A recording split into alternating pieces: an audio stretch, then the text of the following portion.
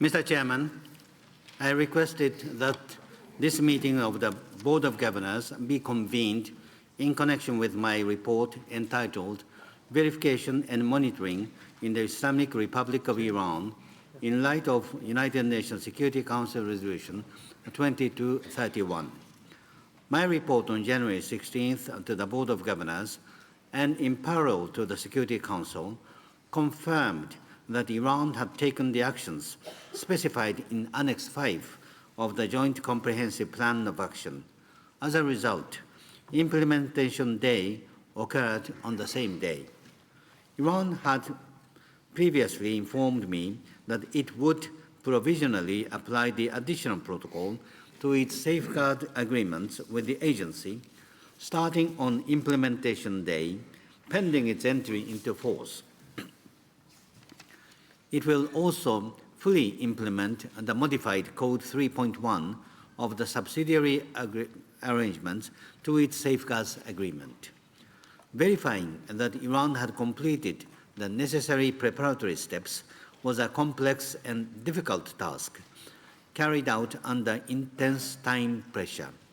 I am very grateful to our excellent team in the Department of Safeguards for their diligence and professionalism. The way is now clear for the agency to begin verifying and monitoring Iran's nuclear-related commitments under the JCPOA, as requested by the Security Council and authorized by the Board. I congratulate all those who helped to make the JCPOA a reality, especially the group of countries known as the E3, EU plus 3, Iran, and the Board of Governors.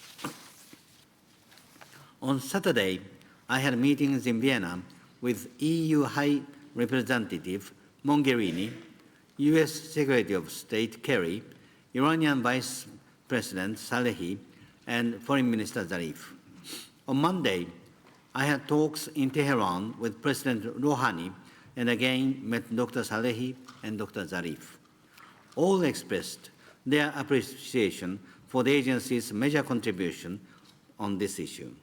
They also confirmed their commitment to fully implementing the JCPOA.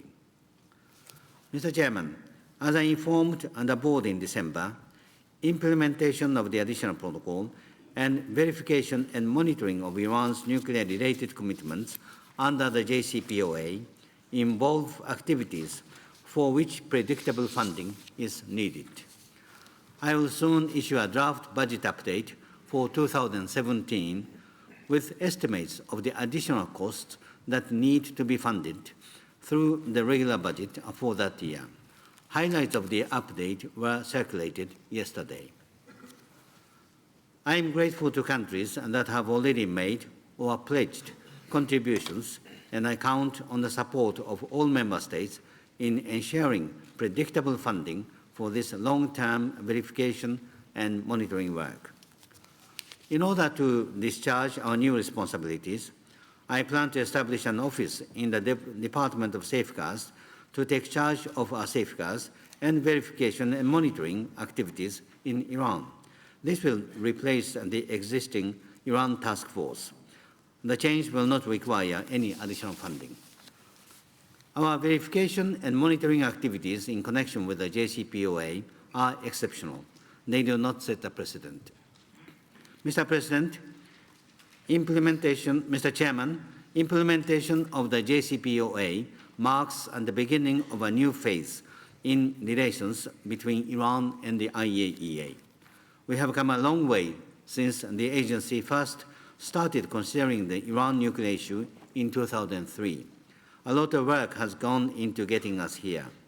Equal effort will be required in the future to implement the JCPOA.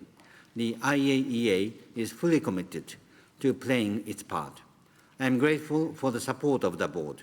I will continue to report on a regular basis. Thank you, Mr. Chairman.